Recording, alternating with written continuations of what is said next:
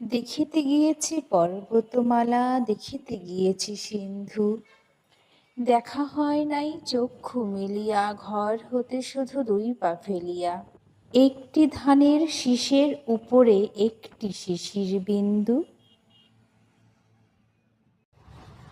আমাদের ট্রেন মোটামুটি আধ ঘন্টা লেট, একদম কারেক্ট টাইমে সকাল 10টা 20 যে টাইম ছিল সেই টাইমে আমি ট্রেনে উঠেছি।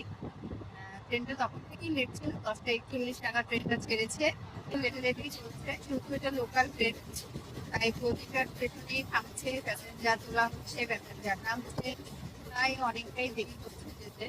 ফার্স্ট টাইম এই ট্রেনে যাচ্ছি আমি।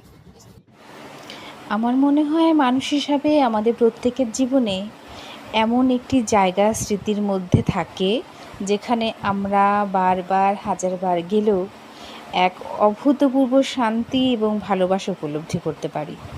ঠিক এমনই এক জায়গায় যেখানে ছোটোবেলার অনেক স্মৃতি আমার জড়িয়ে রয়েছে, সেখানেই যাচ্ছি মেয়েকে নিয়ে মায়ের হাত ধরে।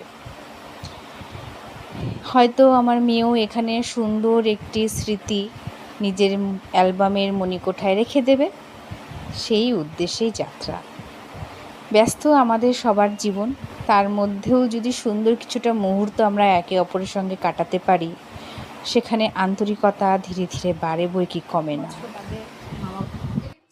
এসেছি আমি, আমার ছোট মেয়ে আর মা। আজ সকাল সকাল ঘুম থেকে উঠে বাড়িতে যা যা করণীয় আমার করে দিই। নিখোঁজবাড়ি থেকে জলপাইগুড়ি বঙ্গাইগাঁও ইন্টারসিটি করে তারপর আমরা এলাম। বলাই হলো না, আমার মামা বাড়ি অভয়াপুর, বঙ্গাইগাঁও থেকে নেমে তারপর ওইখানে ম্যাজিক গাড়ি হয় এবং এখানে টোটোকে বলে পিলপিলি, পিলপিলি করেও আসতে পারে। তো আমরা ম্যাজিক গাড়ি করেই এসেছি। আসতে মোটামুটিটাও 45 মিনিটসের মতন লাগে। খুব সুন্দর একটা শান্ত জায়গাতে এসে স্নান টান করলাম, খাওয়া দাওয়া করলাম। ছোটবেলার অনেক স্মৃতি এখানে আছে, কত এসে থাকতাম।